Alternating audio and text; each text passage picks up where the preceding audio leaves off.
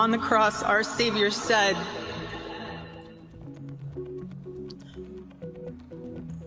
"Father, forgive them, for they not know what they do." That man, that young man,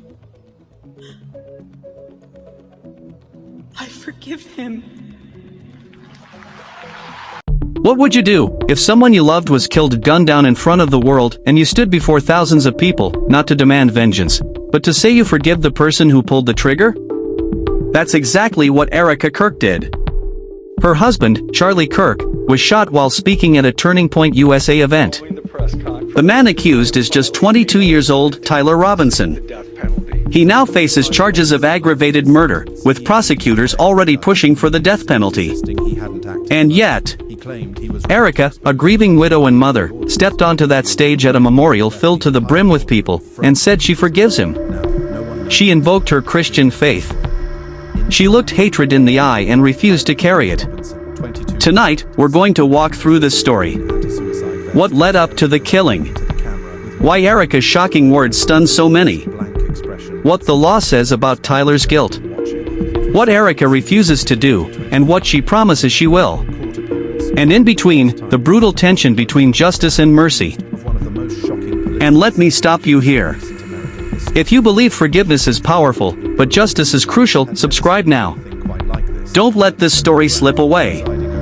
And if you won't subscribe, at least tell me in the comments why. But know this, people who refuse are only robbing themselves of understanding. Charlie Kirk wasn't just another political commentator.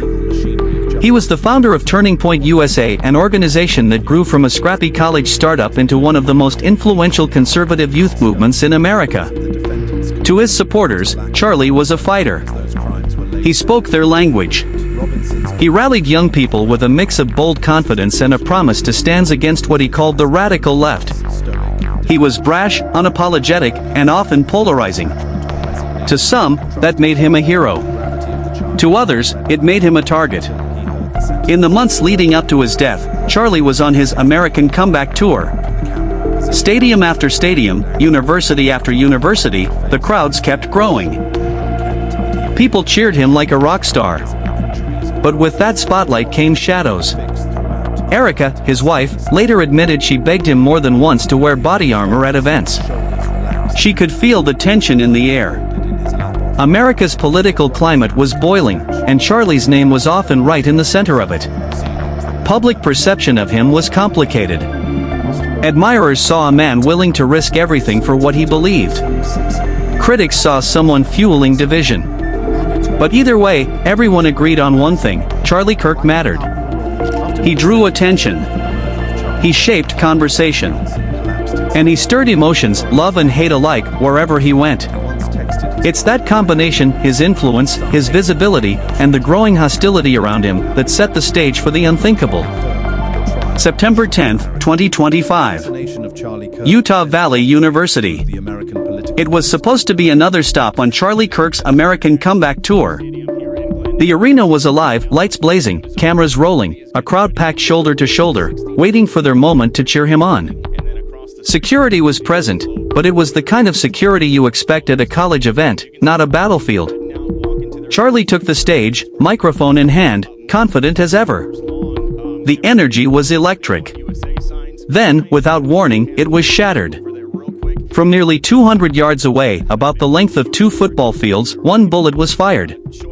Tyler Robinson had chosen his vantage point carefully. High up. Distant enough to blend into the background, but close enough for a clean shot. That single round cut through the noise of the night and changed everything. The crowd erupted in panic. People screamed, dove for cover, unsure if more shots would follow.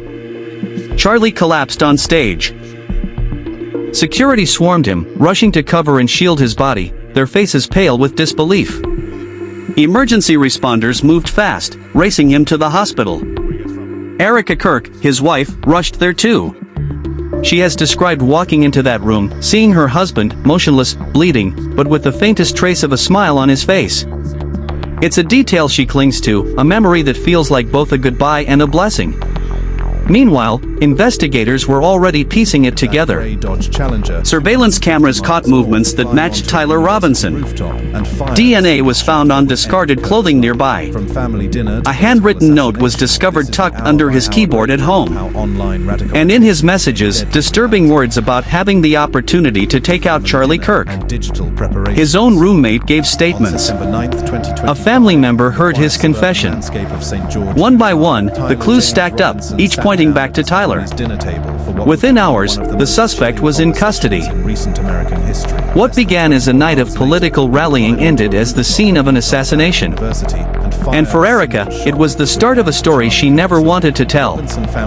At just 22 years old, Tyler wasn't some shadowy figure lurking in the background of American politics. He was, by most accounts, a young man still trying to figure out who he was.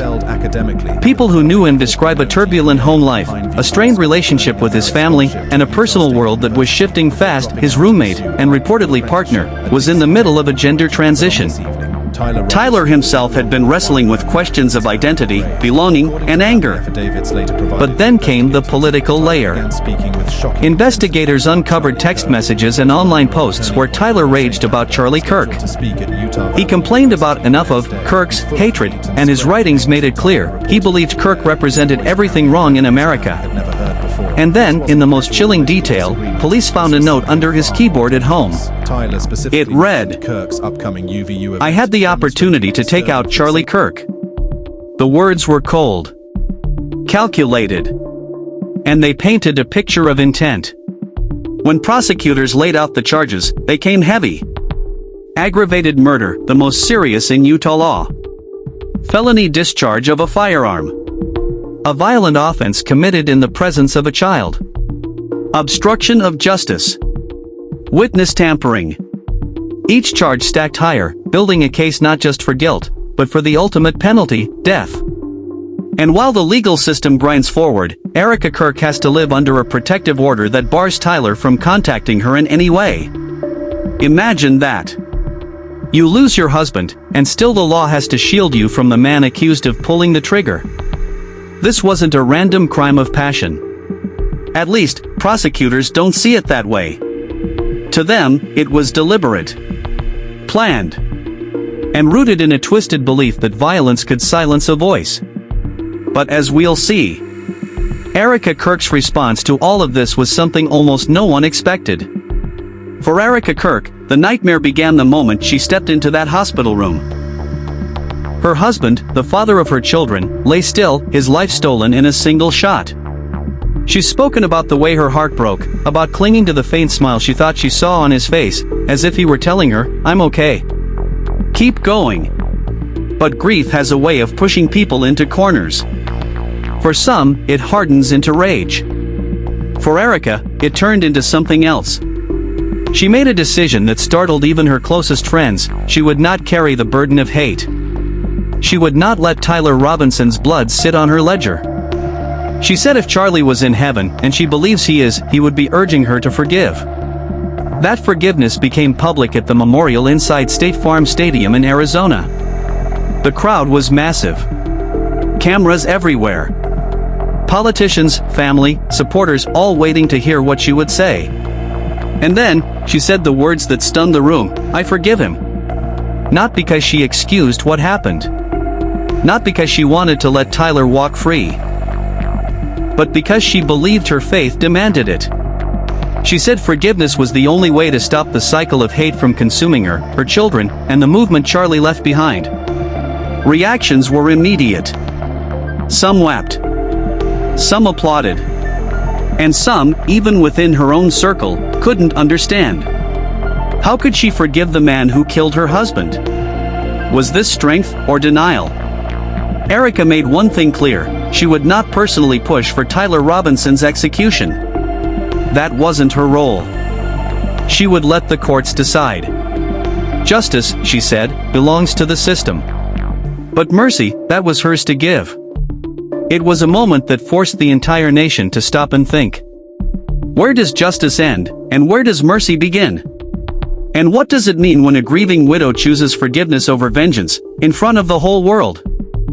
When Erika Kirk said, "I forgive him," the words didn't just echo inside the stadium. they tore across the country. Media outlets scrambled to cover it. Some praised her strength, calling it a display of faith that America hadn't seen in years. Others questioned whether it was too soon, too soft, almost dangerous. Cable news panels debated her choice like it was a political move. Supporters framed her as a beacon of Christian resilience.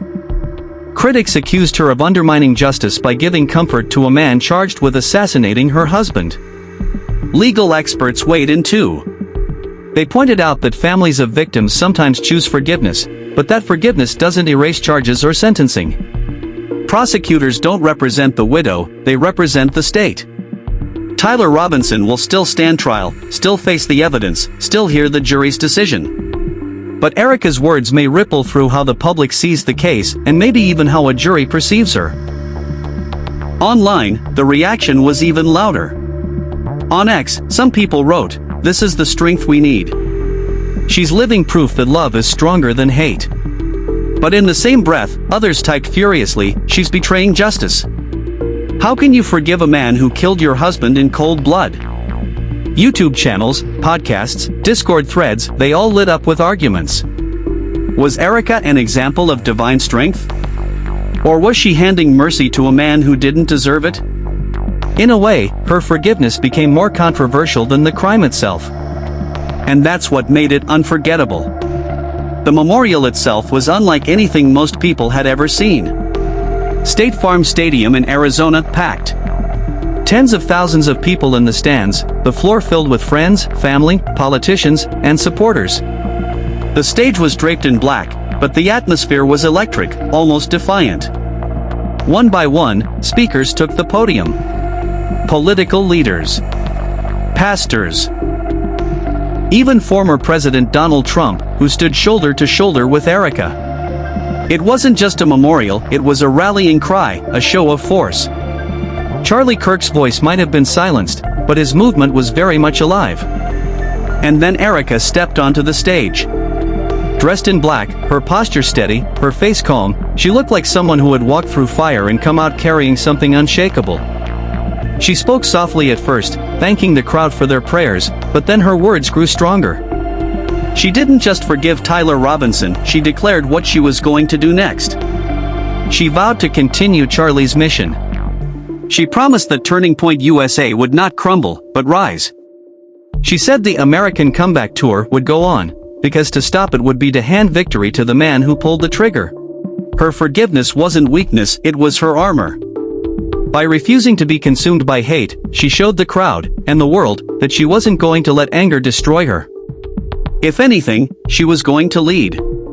And in that moment, surrounded by thousands, Erika Kirk turned her grief into a declaration: the fight wasn't over.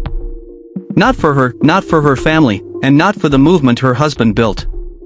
So we come back to the question we started with. What does forgiveness cost? What is justice really worth? And in a country as divided as ours, what does it mean when a widow stands in front of thousands and chooses mercy over vengeance? The trial of Tyler Robinson is still ahead. We'll see if a jury convicts him, if the state pursues the death penalty, and how Erika and her children continue to heal in the aftermath. But already, this story has changed something. It's forced people to think not just about politics, not just about crime, but about faith, grief, hate, and love. Erika Kirk, in the middle of her worst nightmare, reminded the world that sometimes strength looks nothing like revenge. Sometimes it looks like forgiveness. And now it's on you. If you believe forgiveness can exist even in the face of the worst kind of crime, smash that subscribe button right now. And if you don't, tell me why in the comments. Don't just lurk. Don't just scroll away. Say it. And before you click off, share this video. Because somewhere out there is a person who thinks revenge is the only answer. Maybe they need to hear this story. Maybe it'll change them.